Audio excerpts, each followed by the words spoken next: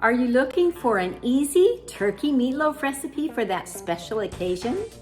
This is a gluten-free meatloaf recipe, but you'd never know it. It is super tasty. I'm Erleen Tilton, the happy gut foodie from erleentilton.com. Healthy is simple. So if you want to learn how to start eating healthy, start by taking the free health assessment in the description below.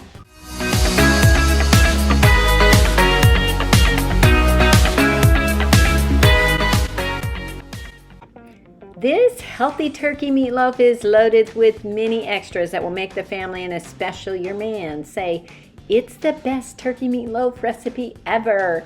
Very hearty, tasty, and simple. And the clean ingredients will help you improve your gut health naturally. So first we're going to heat our oven to 375 degrees and in a small skillet, add 2 tablespoons of olive oil, a half a cup of finely chopped red onion, half a cup of finely chopped celery, and 2 cloves of minced garlic. Now let's saute this until tender, about 1 to 2 minutes. We want to make sure it's nice and soft.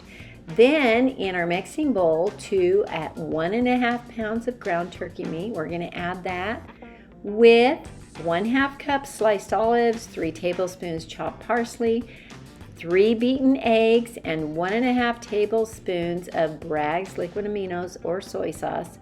Then we're going to add 2 drops of basil essential oil and 2 drops of oregano essential oil. Now add 1 cup almond flour and mix together very well. We want to make sure that it's very well combined. Oops, we almost forgot the 1/2 teaspoon salt.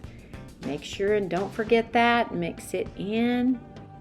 Now we're going to spoon it in a parchment-lined loaf pan and make it nice and smooth on top.